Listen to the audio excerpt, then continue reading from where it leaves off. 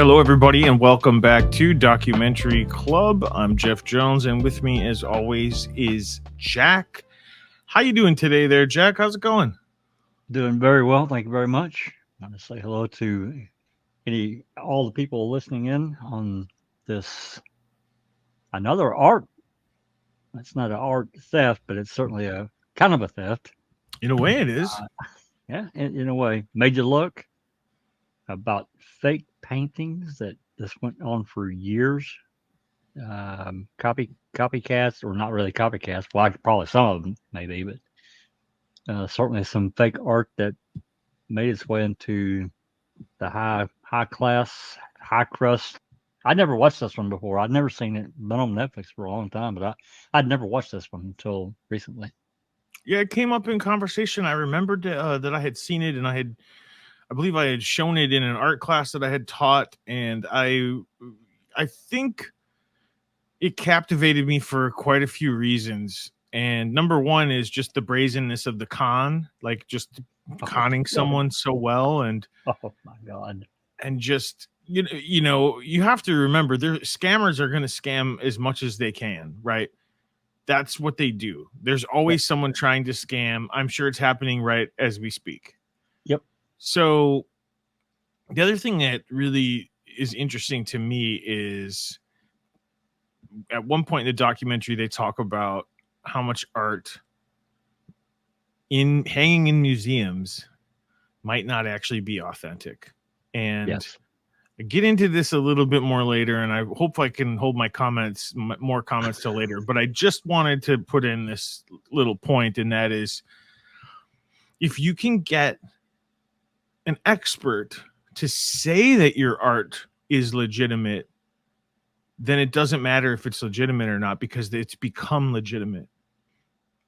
If they have an expert come in and the expert goes, "Yep, this is real," then it becomes real.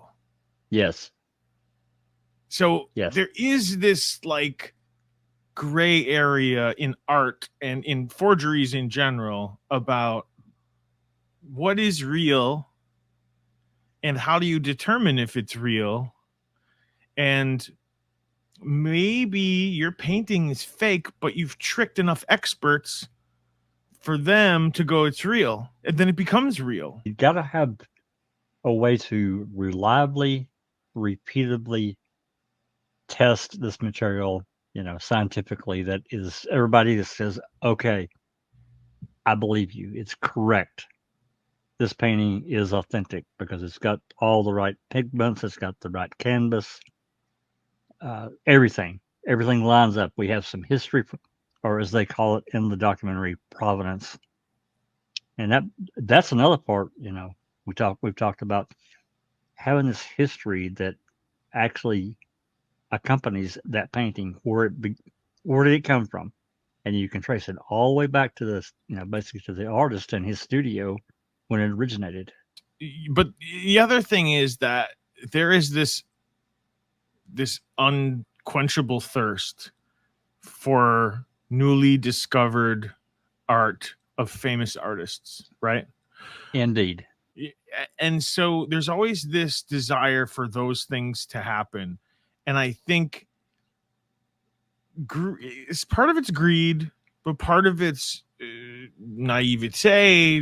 You're naive. Part of it's greed. Part of it's you just want to be successful. You want it to be real. Maybe that's what I'm looking for, which is partially greed. You want it to be real so bad. And they mention this in the documentary, that you're willing to kind of look the other way on this or look the other Yep. way on that. This willingness to overlook something that's probably a bump in the road, and you kind of know Right. it's a bump.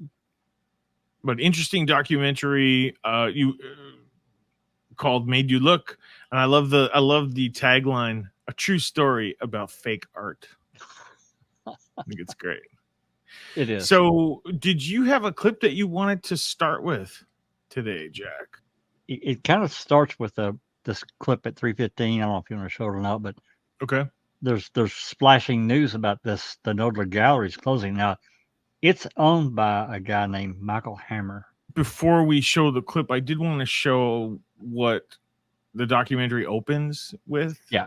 Yeah, the And intro. it's Yeah. this little message right here that says, names have not been changed to protect the innocent, as some were not that innocent. Yeah, that was a great line. This documentary is obviously being a little playful. They're obviously trying to show light of this. They're poking fun at the people involved in it a little bit.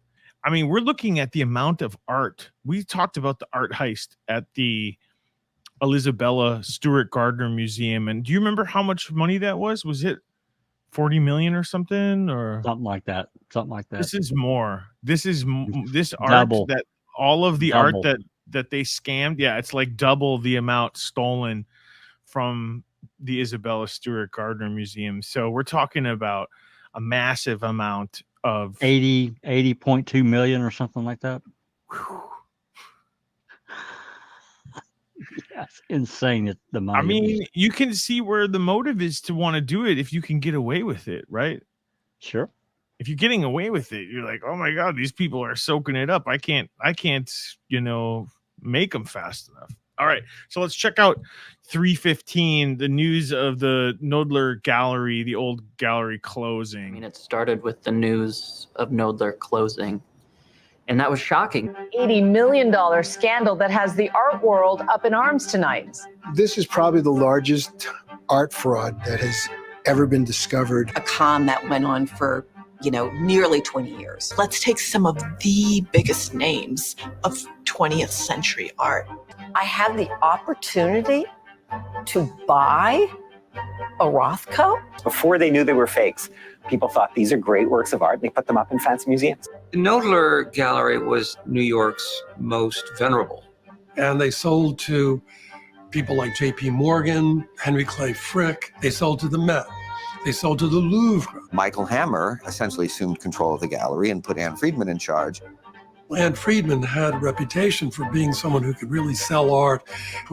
Ironically, the only era that they kind of missed was abstract expressionism, which would turn out, of course, to be the era that they were brought down by. I mean, Glafira Rosales comes in to Knoedler, supposed masterpieces in the trunk of her car. And all of them from this same mysterious Glafira Rosales. Quite the interesting opening piece there, Jack. I don't know if you wanted to start off and give your impressions. I just think about going over, as I said, almost 2 decades that a young lady did, and thinking about this one person, Glafira Rosales, just happening to be able to find all these unknown works of art, and Anne Friedman, I think I called her Amy, but I think her name's Anne Friedman, this director of Knoedler, saying like, wait a minute, how are you able to lay your hands on all this unknown art by these extremely sought after artistic pieces that are these artists that are, so well known? Some of their paintings go for, 20, 30 million bucks, but you're able to lay your hands on all this stuff. She didn't, if it's 1 or 2, maybe even 3 or 4 or 5, but then after that, you're like, wait a minute. It wasn't like a big, wheelbarrow full all at one time. Right. That's not how it worked. Well, I think that's part of the con, right? Sure. You want to keep it going, or you get away with it, and then you go, okay, we'll try it again. Right. And I don't think they were. I think she was also selling legit art too. Maybe I'm confusing it, but I feel like there was legit art wrapped up in this. I think she was also dealing in legit art. Maybe I'm wrong about that. Well, I think she was, but they were from minor artists. They weren't like heavy duty. Yeah, they were minor. So it's stuff. Like, here's some real ones, and then here's some amazing, just like, and then you pull out, and I like how she said it in the intro. She just pulled them out of the trunk of her car, kind of, basically. Yeah. Like what? Yeah, that's right. How can you do that? So I think this is a really, it's kind of a fun story. I mean, some rich people lost their money. Some rich people lost money. I mean, boo-hoo. So I think we can kind of have a lighthearted one about this. Yes, this was wrong. Yes, it was bad. But at the end of the day, well, we'll talk about the end of the day at the end of the video about Well, I mean, what happened, but no one was physically harmed. No one was. I guess there was some mental anguish. I'll give it. That's for sure. I agree. I mean, I think it's completely wrong. At the same time, rich people lost some money on a hobby, and I get it. I feel for them. I do. But at the It same reminds time, it's me boo-hoo. I had a youthful anecdote when I was younger. I knew some guys who were like, they would like, this is really young, like 8 years old, 10 years old, or something like that, trying to sign baseballs and then sell them to kids and say this is like a Babe Ruth signed baseball. Oh my God. See, I'm saying, like, it happens at every level, right? It happens from when we're kids all the way up until we're upper class, high echelon acolyte society. People are trying to scam. It's undeniable. One day, Glafira Rosales came in. She was polite, well-dressed, very soft-spoken. She was just some lady from Long Island. She had the Rothko work on paper wrapped in between cardboards, I think. I thought it was absolutely beautiful. Absolutely beautiful. Soak in, because I think there are going to be a lot of people out there. And I mean, I'm an artist. I went to art school. I went to film school. I appreciate art, but I think there are a lot of people that would look at this and say it's two blocks of paint. Right.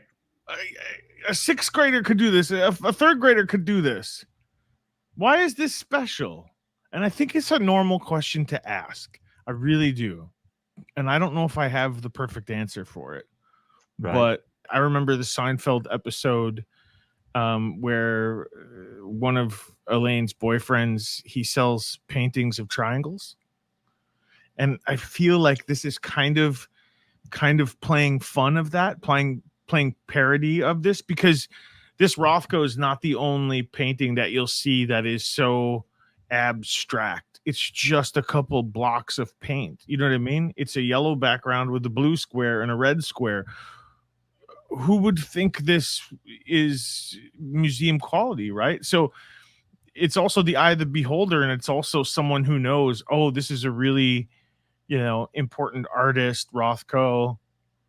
But I think it's a normal reaction to be like, it's just a couple of squares. What's special about this? Right. I agree. They're saying it's absolutely beautiful, but okay, it looks to me like you've taken some boxes and colored in with a couple of different colors and stayed in the lines. I think it wouldn't be too hard to copy this. You know what I mean? To like make this. It's not some portrait or something, So did that play into it a little bit? Because it was a little not anything super magnificent, but and some of the other ones were, but maybe to start, you're like, oh, here's just a basic one, right? Right, low key, kind of a lower key. You're not trying to do like we saw that Rembrandts or something a couple weeks ago. Like, you're not going to try to copy one of those. That would be terribly difficult to do. But here you might be able to do a Rothko because you're like, oh, he's is it abstract impressionism? I'm not quite sure. That's right. Well, that's something else that we probably should mention, that the Nodewood Gallery had covered so much other art, but really not too much from this 50s abstract era. They didn't have much at all, and they were trying to. This was a doorway in for them to do that. But yeah, I'm like you, man. This to me, this painting, yeah, okay, it looks pretty cool, but I'm not seeing this exquisite beauty out of it. I'm just not. Maybe I just don't understand abstract art. I like that Rembrandt, that one seascape, the only one he did. I love that painting, and I'm not an art person at all. I love that painting. Well, I think when you look at that, you can see something there, right? Now, I see a lot of things in it personally, and that Rembrandt. It's fair. Let's just take a look at some real Rothkos real quickly. Okay. Just for why not? So sure. If you can see that now if you put them all in line, you go, okay, the way that he messes with color, like these two yellow and the orange, and like look at this like that's kind of cool to look at. Like it's just a couple blocks, but it's kind of cool to look at. And so if we look at his actual work, maybe it's a little like makes sense. Yeah, a little bit. Like it's not supposed to show you a picture like, you know, this one is a picture to entrance to Subway. It's supposed to be how the colors interact and how you can look at three colors and like, can you see something in this? Like, what does this make you think? What does this make you feel? Does it give you an emotion? This one is a different emotion than this color, right? This kind of got a different feel. And so I think it's cool to kind of look at some actual Rothkos to compare it to. That's kind of interesting. Oh, I like that. I actually like that deep blue one. So you know Rothko, and then you see the one that we're going to go back and show, and then you see this on the wall. You go, oh, okay, that's a Rothko. Yeah, right in line with what he does. Yeah, it seems like it would fit. Now that I know it's fake, I'm going to say it looks fake to me. It doesn't even look like a Rothko. But it does. But it does. The other thing that people are looking for in the art world is maybe art that they made before they were known. Like, oh, these are some things that he was playing around with that you can see the progression, and you go, well, maybe this was not his best, but it was an earlier one, and that makes it more interesting. And this is where you can see him developing this style, right? Absolutely. And I think there's a desire for that too. So I know that they just look like boxes, but I think when you put them together in context and you look at more Rothkos at once, you go, oh, okay, I see. I kind of get what they're going for. You're just getting this impression from just some random. And if you can look at this Rothko and go, oh, that reminds me of this house I used to live in, then I think it's successful in delivering what it's trying to do. You started an emotion. 12. I think it's important to the context at the 12-minute mark. Yes, where absolutely. it says about how it talks about how artists, especially in that time frame, maybe even Rothko included. It was Rothko included. They needed money. These guys weren't well known. Yeah. So they were unknown. If somebody was wealthy and said, I'll take 10 of your paintings at basically 5 or 10% of what you want, but I'm buying a lot. Whatever it like they were trading them for groceries. I think they said in this clip, and liquor, whatever they had to get by. For these paintings to resurface, and well, maybe it was one of these that he bartered out, and it sat in somebody's attic for years, and people were trading them for groceries or trading them for who knows what, booze, drugs, whatever artists want. Then that kind of opens the door. It goes, well, it's possible. Yeah, the artists were starving. Pollock had to, exchange his paintings with the local grocery store or the liquor store. They have no known provenance. Well, the simple definition of provenance is the history of ownership, where you can trace the work from the current owner all the way back to the artist's studio. The sister might have some of the paperwork, but it's probably been destroyed. I mean, she was prepared with a story. Fair enough. I think so far I'm kind of with her and with Anne on this one, where it seemed like she was prepared with the story. There might be some artwork, but the sister might have it, but it may have been destroyed. And, our rich dad or grandfather bought these and tucked them away, and we don't really have any information. I mean, what would you do if the liquor store owner got a Jackson Pollock? He gave it to me for $500 in groceries because he was poor. Right. And I've had it sitting here. I don't have any provenance on this thing. I threw a blanket around it and stuck it in my attic. Yeah, or I was hanging it up for years because I liked it. It was been in the shop for here or whatever. Like it was in my bedroom. It was in the spare room. I don't know. Why do you need a receipt of provenance for that? And so, well, that plays a key part of this whole thing. And it's something that, I guess I've thought about in my mind, but I didn't really think about this tracing of ownership and the history, and which just becomes really part of the painting. It's not just the art. Absolutely. Right. I mean, there are paintings out there that were owned by famous people, owned by royalty. That's right. You're like, oh, I own a painting, and you can see the provenance that was owned by the King of England or something like that, right? Exactly. And that makes the painting even more interesting and more valuable to others, right? That's right. Ooh, this was previously owned by Elvis. There's going to be Exactly. somebody out there that's going to be like, well, I want it more now because Elvis owned it. Right. If Elvis liked it, hell, it must be great. He got conned too, but that's a different story for another day. Yeah, no doubt. And that's Anne Friedman. We hadn't really introduced her. She is the director of the Nodler Gallery. So she plays a hugely key part of this documentary anyway. Yeah, she's kind of the main character, if anything. Yeah. It all becomes, well, and she was willing to talk on camera. Oh, yeah, all the way through it, You know basically. what I mean? So kudos to her to at least being willing to talk. I could see another reality where she does not want to be in front of. A lot of these works of these different artists, their work basically gets cataloged of when it was created, and it appears in basically like a little Wikipedia or encyclopedia, whatever you want to call it. It's a catalog of their work. Sometimes it could even include or reference a photo of Jackson Pollock in his studio painting a painting, but in the background is a photo. It captures something he's working on. Now that you can see, oh, okay, there that painting is. He started it, but he's not done with it yet. Right, but at least it's in the catalog that says here we're pretty dang sure this is the one. Thank you. Exactly. Yeah. So I didn't understand that, but I get it now, and I've seen these photos before that kind of like, oh, okay, now I get it. I mean, these are different chapters, we're going through. Right. The art of the con. I don't. That's up to you. You want to show me that or not? Or if you want to move on to the scammer's boyfriend. Yeah, maybe let's check that one. Yeah, basically this guy, he's a con artist. He's been caught before trying to sell, fake art and other things. He's got a pretty lengthy criminal record, not from the United States, but from other parts of the world. Of course, Anne Friedman didn't know that.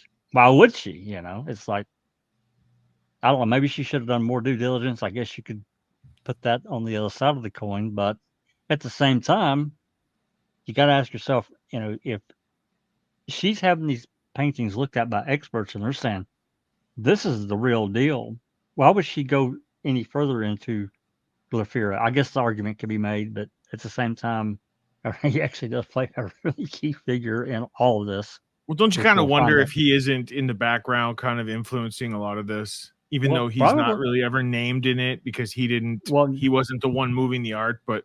Well, I mean, yeah, he definitely is a definite key figure because he was part of the whole deal. Well, birds of the same feather stick together. Is that what they say?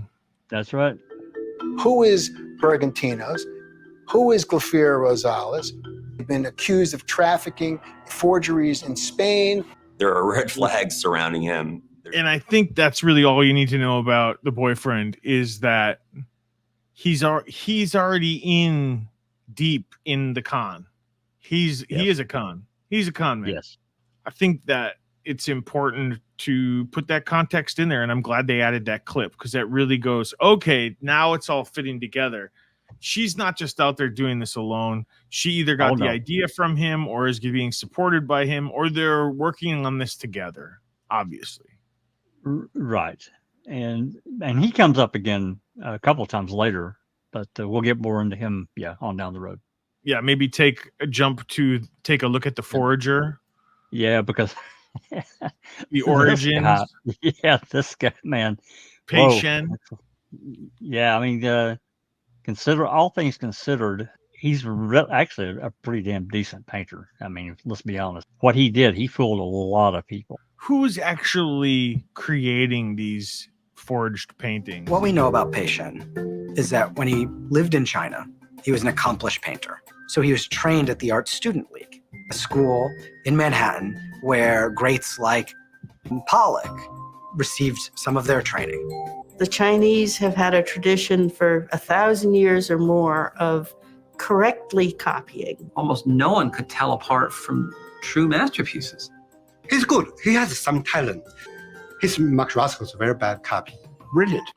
Oh, I should have let we got just enough in there where he goes, his Rothko is a really bad copy. And then the next expert goes, it's brilliant. Yeah. One guy says it's not a really good copy. The next guy's expert says, oh, look at this. It's beauty is in the eye of the beholder, man. The pieces are starting to fall into place, right? You got this guy who is a fantastic painter. Like, he's copying art that for the average person, even many experts, he can trick.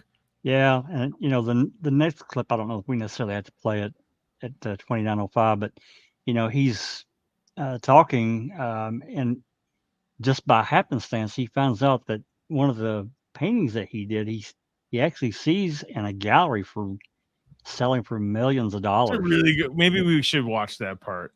Well, okay. That's a really good part where he's talking about. Yeah. He goes to the gallery and he sees his own artwork in a museum.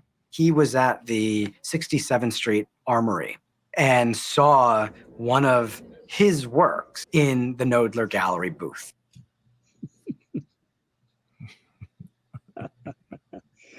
Yeah, these guys are giving me a few $100 bucks. Hey. Right.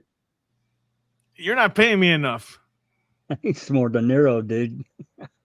You're taking my $100, $200, fake Rothko, and you're putting it up for how much? Millions in your art gallery?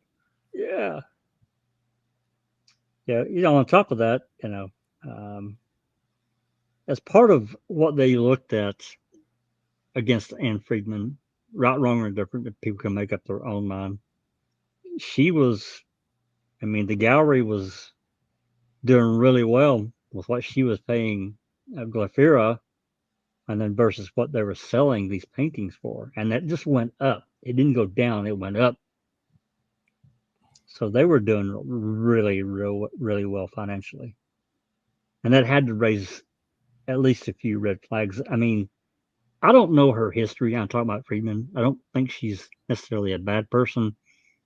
And I don't know her history per se of how she might question someone bringing a painting in. How it might not have raised some flags with her because she's getting these paintings at such a great deal. No, I think it's totally relevant. I agree. This next little clip, this 3105. I mean, it kind of details the Knoedler Gallery and this going over for 10 years. They're actually selling these paintings basically around the world. I mean, it's not just a local New York thing. It's people from around the world are buying stuff from them and some of these fake paintings. Something like more than 60 paintings in 10 years were sold. 7. This is where it gets into some of the scientific testing and where some questions, the IFAR. Jack Levy went to the gallery and was interested in buying a Jackson Pollock. But I want you to subject it to an evaluation by IFAR. The International Foundation for Art Research, we're one of the only places that even does such a thing. If we didn't accept it as a Pollock, he could get his money back. Authentication research is usually 3-pronged. Scholarly research, and then it's also bringing specialists together to look at the work. And then it's also what we call the material properties. One of the things we noticed, there was new paint on old canvas. Stylistically, there were many concerns about greenish brown wash. When she says greenish brown wash, that means the backdrop color. You can see that in the... Yeah, I see this brownish. It doesn't look really green to me, but I see that brownish tan. It might be the digital, that we're looking through the digital world. So it might not come across exactly with the colors, but that's what she means by wash. So when you start a canvas, you don't just do it on white unless that's what you want to do, but you wash, you add color to it. You basically put the same color uniformly all over the canvas, and then you let that dry, and then you start doing your painting. So what you're seeing there is that wash underneath, and they're like, we've never even seen anything close to this color wash of a Pollock. Well, a little bit further into their examination, I believe it's this clip, they found out, they did an X-ray, and found out that there had been another painting on there that had been sanded off. Pollock wouldn't do that. Why would he do that? Why would he do that? No reason It's for him great. to do that, right? No, they give it a negative rating. We Right. can't say, we can't Yeah. agree that this is an actual. I think it's really important because the first thing that we saw in that clip was someone saying, some art critics won't even give a negative rating because they don't want to get sued. Correct. And then you hear them say at IFAR, they say, we cannot accept this as a Pollock. They don't say this is not a Pollock. They just Right. say, because of these reasons, we can't accept it as a Pollock. So Right. it's They're really careful wording. the wording is really important because then the counter to that is, well, you didn't say it wasn't one, so it still could be one. That's right. You see where we get into this gray area, The this word- the tiptoe word- back the and word- forth? Yeah, the the word word play. salad game? Yeah. Sure. That's right. All right, we'll watch a little bit more of this clip. We attached 16 pages of documents showing why that provenance was inconceivable. The lack of documentation for a painting at the height of Pollock's career, that was particularly astonishing. The painting doesn't look right. The wash is wrong. And your provenance is buffalo cookies, Yes. That's right. horse apples.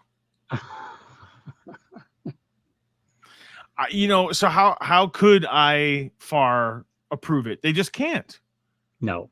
Right. Now, is this where Anne goes wrong? Where she could be seen as you went to the number one authenticator in the world. They told you no, and you kind of went, what does IFAR know? Yeah. You don't know You anything. don't know anything, right? You don't know anything. I know better, and I believe. Now we get back to Glafira. She goes back to Glafira and basically new details. She changes her story. Glafira does about the painting. Because Right. She's given. So she's she given changes the provenance. Correct, and that's a big red flag right there to me. It's like, wait, what? Did I say it was from a Rothschild? What was I thinking? No, it was from a farmer in Switzerland. And so she Right, changed. I because- don't even know if we need to show that clip because it's so simple. That It is. She changed where the painting came from after IFAR said this provenance is nonsense. Provenance is a new word that I just came up with. And It I like means it. your provenance is no good. Yeah, I mean, I think one of the paintings, her first story was, well, it's from a anonymous, blah blah blah. They don't want to be identified. You may just well be talking about a vapor trail. Now you've Right. changed your story, so I got a problem with that. I think Anne should have thrown up her hands and said, "Wait, now what are you saying here?" Because now This is kind of the point of no return for me, for Anne. correct. Yes. Where if there was ever any doubt before about are these real or whatever, yeah. this is the red flag that she Yes. should have said, hey, wait a second. Put the brakes on. Did I get conned? Yes. And the fact that she doesn't do that is why people are so suspicious of her. Now, yeah. Is it because she just wanted to believe it so badly that she was willing to look the other way? Or secondly, was the money so enticing that she and it's not just the money, it's the prestige of no one is selling art like I'm selling art. No one is finding these Rothkos and these Pollocks in people's attics and bringing them to oh my God, who found this one? Anne did it. Anne Friedman. Anne Friedman found that one. Where'd she find this one's an auction? Where'd she get it? Of course, Anne Friedman. She finds all the best stuff. And so there's that, playing. It's not just the money, it's also the prestige. It's also I'm blinded by this con, and I'm blinded by the fact that I'm just so good. Like, I found this gold mine of a woman who keeps bringing me more and more and more, and I keep this is the premier art gallery in New York. Yeah, and me being kind of an art idiot and not understanding the full process, I find myself wondering: are there other situations with paintings that are, from some alleged really great artists that have questionable provenance that I'm not understanding, that has been accepted as the real deal? May not have, a good Right. lineage behind it. So I have to wonder, is that playing also? I agree with you about what you said about Anne. Prestige, the money, all of it. But then this other part of the process is that, well, you know what? Other paintings have issues too. It's not just these. I don't know. Think that there is some to that. I think that you have a point to that there are some instances where, I don't know if bending the rules is the right way to say it. Pollock is a bad example because they said he's so well documented. So if it was not like Pollock, it was just some more obscure artist, then, and I think if you would have picked artists that maybe weren't the most famous artist in the world, you know what I mean? If you pick someone who's a little bit more obscure, it might be to pass on, but they're not going to be worth millions and millions. Still probably a costly painting, hundreds of thousands of dollars or whatever. Sure. I think you've got something, but again, I think all of that played a part for Anne, but definitely I think the prestige and knowing that she's kind of at the center of this, these unknown paintings I agree. 4406, I think this Dr. Flam, he questions some painting, and he wants them forensically tested. I'd like you to have those two paintings in your control forensically tested. Is Jamie Martin at Orion Analytical? Jamie Martin was one of one. He had no associates, no assistants, no lab technicians, nothing, just him. Knoedler sat on that report, didn't turn it over to us until January of 2009, and they omitted the last 4 pages. It was difficult to believe that they were fair-minded. And that's why you hid 4 pages of information? Yeah, I have a problem with it. And she said, who cares if the guy works alone? If he doesn't need an assistant, why employ one, right? I think it's a pretty weak argument that he didn't have associates. He didn't. But here's the problem, Anne. He was right. Yep. So yes, you resisted because you're like, this guy just expert. But he was right. He identified that these were fakes and gave you reasoning why. And then when you had to share that information, you hid it. That's right. I got a real problem with that. So do I.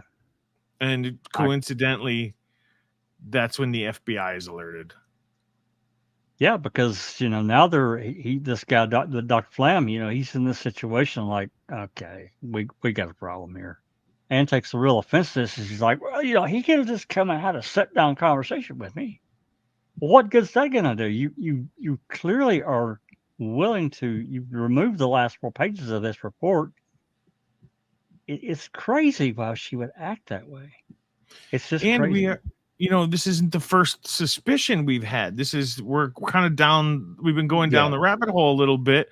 We've already had questions about your other previous things. We've had experts unwilling to. IFAR couldn't verify your Pollock. Now you bring me this other one, and Dr. Flam says no, but you keep going. Right. You know what? Could there have been a conversation where, hey, this isn't right. If you don't dig into this properly, this is a massive fraud, and there's only one way to go, and that's the FBI. Now, is that possible? Sure, I think it's possible to do that, but from his point of view, what would talking have done? Nothing. If anything, it would have tipped you off to go and get your ducks in order. If the FBI is going to get called, they want to catch you with your pants down, not, for lack of a better term. I mean, given maybe his already interaction with Anne at that point, I mean, maybe in his mind, she would have just knuckled down further. I don't know that that's Exactly. what I don't know that that's what she would have done, but to me, that's kind of how she's coming across. And again, I don't think Anne's necessarily a bad person, but I think a lot of things played a key part of why she did what she did. I think she got so caught up in it, and I think she doesn't show it in the interview, but I think in her behavior, I think she's a little arrogant. Yes. And that arrogance was, I couldn't be wrong. These couldn't be forgeries. This guy's full of he's full of himself. And you just try to find any reason that will deflect. To come after me. Yeah, to come after me. Yeah, exactly. Appearance is this Jason Hernandez. Now he's retired, in the documentary, but he was the head guy, the chief investigator here. Maybe give him a shot here. Talk about the case. Either the paintings are all real or they're all fake. Once I figured out conclusively that the paintings were fake, I knew that we were sitting on an enormous case. So I pushed to let her know that we needed to do everything possible. If you are the victim of a con, as evidence comes in against you, you are much more likely to double down. You're the victim of a con. So she's giving Anne that. We don't think that you are in cahoots. We just think you're being conned and you're going along for the ride. And it's true. We see it in cults. We see it in all sorts of things. When some people, not all, but some people, many people, cannot deal with being wrong. They get so wrapped. They get so wrapped up emotionally tied to it. They will not. They can't see it until the ship has burnt down and you're floating in the ocean. You can't. And your arms on fire. Right. Then you finally go, oh, I shouldn't have trusted that guy with the gasoline and the matches. That's right. And he was mad too. Yeah, exactly. In the next clip, Dr. Flan hires a PI to investigate, and definitely play that one. All right, investigate Glafira. One of the first things we did was we hired a private investigating firm. They found that she lived with Jose Carlos. He had been accused of trafficking in stolen paintings. Anne Friedman and Knodler, they would have done something similar. Why didn't she do that? Is that something that they don't? I mean, Glafira was basically an unknown element at all. Right. I mean, I think as a director, curator, kind of responsible for handling hundreds of thousands, millions of dollars worth of paintings out of definitely. How many times do you need to be hit over the head with it? The provenance is questionable. Yep. The paint is questionable. IFAR says no. Yep. This forensic investigator says no. Now up to 4. That's 4 things. And if you add the 5th, that this woman has no provenance of her own. You know what I mean? She's an unknown entity, as you said. That's right. 5 major strikes against this art that you have looked the other way. And you're still knuckling down. You're still knuckling down. Well, you can only knuckle down for so long. We run out of knuckles. And you run out of knuckles. I mean, right before this, the fall, this is 2011, lawsuits start getting filed because the word is out. The word is out. But the confession, absolutely. So it all comes to a head, and even up until this point, Anne is like, no, the work is real. We got to do everything we can to prove that this work is real, all the way up until this clip at the 1 hour mark. We made the arrest. She was arrested in her home in Long Island. I was pursuing this as a head-on art fraud case. The money goes from the galleries in New York. It should then go 90% to the family that she says owns the paintings. I was able to figure out that she's keeping all of the money. You're done.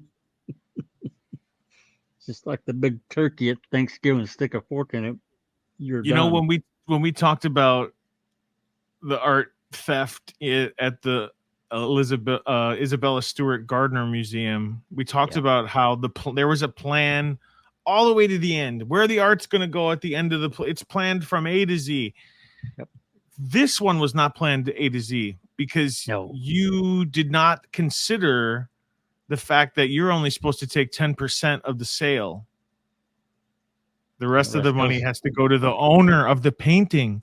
And when they subpoena your bank records and it goes, you kept the whole thing, it's done. She had nowhere to go. She had nowhere to go except to confess. That's right. Watch a little bit more of that. This clip. We investigated whether she reported it as income, and she didn't. Those tax charges gave us great leverage. She knew that she wasn't going to hold the bag for everybody, among other things, telling us who created the paintings.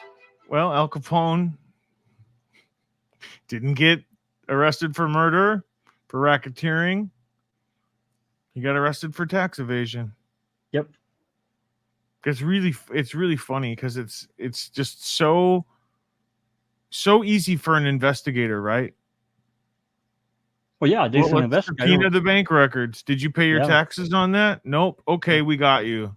Where'd the money go? Where'd the money? What do they always say? I kept it all. What do they always say? Follow the money. Right. Absolutely. And it tells a story, and it did. And again, they had her right by the short hairs. Absolutely. So Pai Chen comes back into play. He flees to China. Oh, he's already gone. I'm sure that as soon as she was arrested, he packed He's the out. bag and said, I'm out. I'm gone. And China won't extradite, so he's fine. No, they will not extradite a national. You know, if I put flour in a baggie and I give it to Jack, and Jack's like, I'm going to sell this as cocaine. Right. And then 3 days later, you come and you give me some money and you go, I sold that as cocaine. I'm a little bit guilty, but I'm not as guilty as Jack. Right. Because I know what you did was fraud. I know what you did was a scam, but like I didn't actually do it. I did take kickbacks. And then I guess if you continue to do that, okay, let's do it again. I'll put some more flour in a bag and give it to you. Then I think actually that becomes close to racketeering, and I don't know. But I guess from my point of view, he's guilty, but not as guilty as she is. But then again, without him, none of this could be possible. I think to me, and I didn't think about it until they talk about it a little bit deeper in the documentary. Him signing the other artist's name is what makes him guilty instead of signing his own name. It's a really good point. That makes it pretty hard to deny. That makes it fraud. Now, is that illegal in China too? Is that the same law? I'm not sure. I don't think so, because as we see in the end, they also show there's a pretty good network of artists that do copies and reproductions, and I'm assuming that they're signing the actual artist that created it name and not the person that's actually doing it now. Right. Really interesting. I had no idea that world existed. I didn't know. Mm-hmm. After this, there are 10 lawsuits that are filed against Anne Friedman and the Knoedler Gallery. 9 settle out of court and 1 goes to trial. So this is something that I've been wanted to discuss with you, that I've been thinking about for the last couple of days. And that's 9 of the people that bought fraudulent art settled out of court. They probably didn't get the full price. Probably not. They settled. These people, number one, did not want to be identified because they don't want their name in public. Yeah. Number 2, they don't want to be associated with this woman. They don't want people to know that they got conned. Yep. And I think there are more reasons why someone would just want to keep it quiet, right? Yes. What if one of them was another major art dealer and they're like, oh my God, he sold fake art too? Like it cascades. So I'm not surprised that most of them settled out of court. I'm really not. Right. But the DeSalas family, they were like, we got nothing to lose. Well, I mean, he is I can't remember the place he worked for, Sotheby's or whatever it's called. Sotheby's, yeah. Sotheby's, it's the biggest auction house in the world. So for him to be associated with that, I guess I can see him being miffed to a high degree, right? And saying, "You're just going to give me my damn money back because you guys ripped me off." but you could tell his wife was. I mean, she's she's kind of a character too.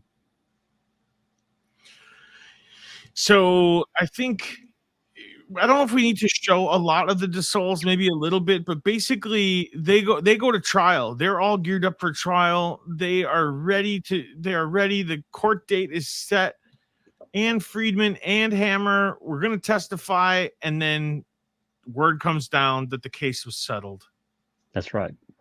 And I think that the money and the power behind Anne Friedman, the people that were involved with Anne Friedman, much as the gallery, basically, they just said, we got to pay what we got to pay. We can't let this go to court. We're not going to have people go up on the stand and we're gonna, actually, it could be worse. You know what I mean? It could come out worse. It probably would have. Actually, there were several witnesses that did testify. There were the emails and all the stuff that got presented. I mean, you can watch this. People can watch those clips between. I think there's about 9 minutes there I skipped. I didn't really put any clips because it's really all about the trial and the various things. But if Anne Friedman and Hammer had testified, there's potential criminal charges that could have been filed.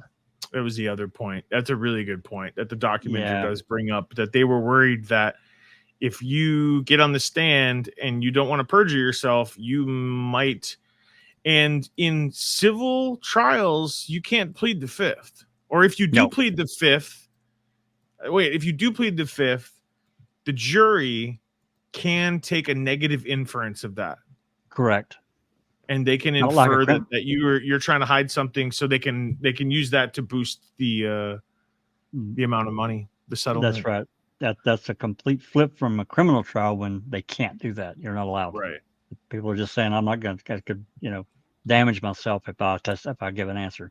So that ends, and I think because of how that ends, and then the next clip, if you want to show it or not, Glafira was the only one charged criminally, and she got time served.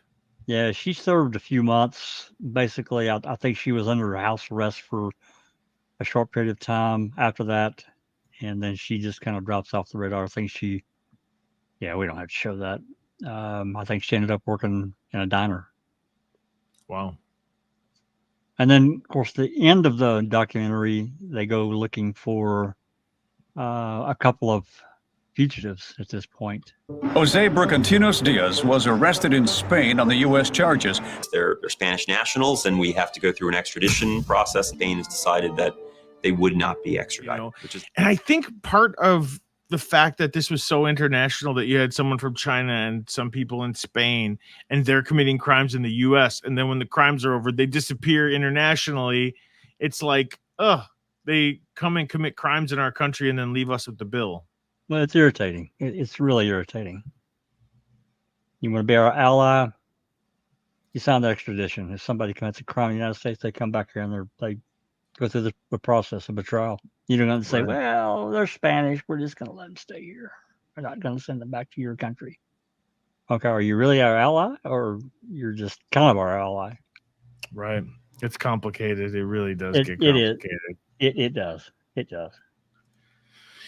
So we find out later, we don't need to necessarily play this clip, but Anne Friedman ends up running another art gallery. So basically, she's back in it. She's back in the art world, running another gallery. And, this was a hard time for her life, but she's moved on and she's back to selling, hopefully, legit art. And then the 2620 clip, I think we definitely want to play this one. Yeah, a little bit of that one, yeah, for sure. The implications of fakes. About, well, how does one actually authenticate any of these artwork?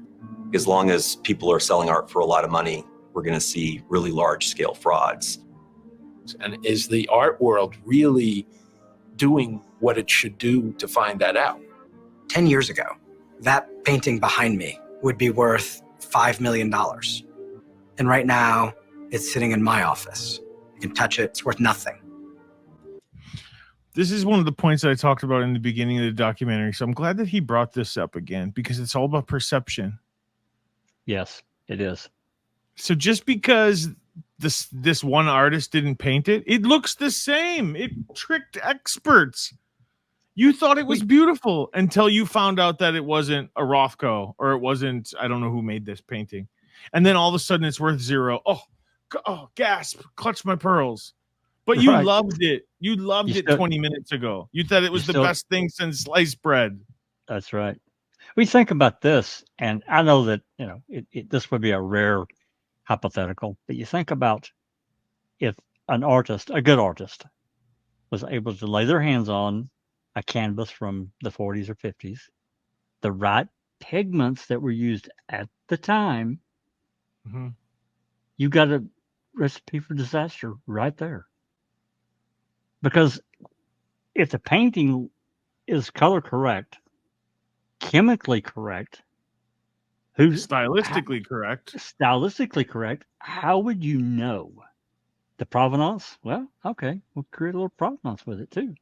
See, now you know why there are these art, labs in China and other places trying to create exactly what you just said, trying to create the perfect fake. And you only need one big sale to fund the whole damn thing. That's right. That's right. You can produce 1,000. You can produce 10,000. You need one. You just need one to pass and get through. Yeah, that's right. But I think it's important for us to think about, at the end of the day, we're looking at images on canvas, and I'm a famous artist. I paint something. It's worth $1 billion. You're not a famous artist. You paint the identical thing I just painted. It's worth nothing. Exactly. So is it the person or is it the art? What are you and what are we trading then? What are you trading really? You're not trading it because it's pretty, you're trading it because of who owned it or who did it. Right. History. Not the whom, not the thing. The object is secondary now. That's right. And I think it's an important philosophical question to just leave out there in the air. Well, I definitely think it's the history plays as much or more part of as the painting does. Because now, once you tie the history to it, you're into that artist's head. Fair enough. I mean, I think you're right. I think you're exactly right. One thing that I do want to mention is that I think we're going to have to take a look at the wine forging documentary in the future, because the things that you were saying about finding this right pigment and finding this canvas and finding this, that's what they did in the wine forgery documentary, where they went and they found old bottles and they soaked the labels off and they found the right wax and so oh my, we might have to talk about that one in the future. Is that a Netflix doc? Yeah, I think it's on YouTube right now. It's called Sour Grapes. We'll have to check that one out. I think you can free view it on YouTube. Sweet, yeah, definitely. So there's some end credit info that I wanted to play before we get out of here today. Yeah.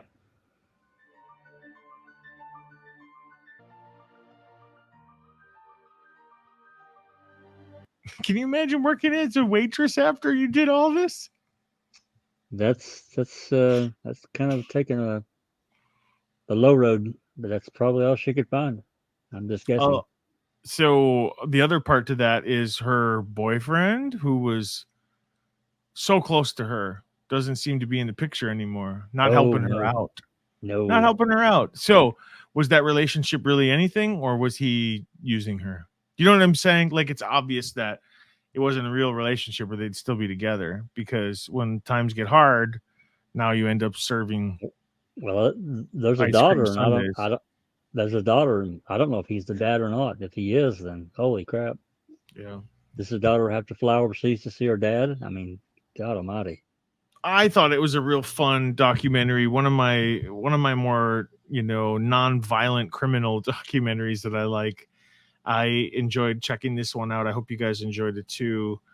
I think I've said my piece on this one, that it's not just about the art, it's the eye of the beholder. What makes something worth money? The detective or the FBI agent said at the end, he's like, now this painting is worth nothing. I don't think that's true. I still think it's worth something. it's worth $100 or it's worth $25. It's still a painting that looks cool. There's still Right. value in that.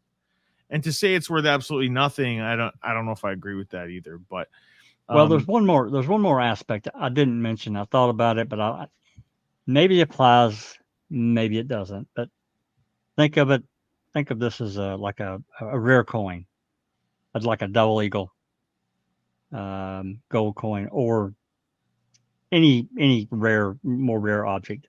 It's the uniqueness of that painting tied with the provenance.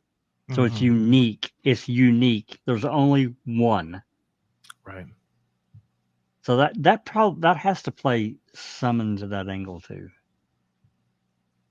And you have to remember that the value is only what you can get someone to pay for it, right? That's right. And that's right. A lot of value is, set on emotion and feeling, and humans are emotional and feeling creatures. I agree. Interesting. Well, we didn't find the 13 missing paintings from the Isabella Stewart Gardner Museum in this one, but we'll keep trying. Maybe we'll see one on the wall in the background there. I enjoyed this one. I'm glad we got to talk a little bit about art and Rothko's. And do you have anything else to add before we go, Jack? No, I think we get this one the good college shake up. Really interesting doc, and another different look at the art world, and I enjoyed it. Yeah, so a little programming note here for next week. For those of you, join us in the live next week. Of course, we're going to talk about Made You Look in the live. So add your comments to this video, and we will read them in the live, and we will discuss in the live everything that mentioned here, along with some other guests that like to join our lives. So hopefully you check it out on Mondays around 5 Central. Check your local listings, as they say. Check the YouTube channel. You talking about for the live? Yeah, 5 Central. Yeah. It's 6 o'clock my time. Awesome. And then we are going to, in the next week, we are going to check out Jailbreak, which is Love on the Run, now streaming on Netflix. It's a gripping documentary about an Alabama correction officer who falls in love with a man waiting on trial for murder and risks it all to help him escape. So we're in for one next week. Back to violent crime. There you go. Well, thank you guys so much for coming along. This has been Documentary Club. I'm Jeff Jones. And I'm Jack. And we'll see you guys on the next one.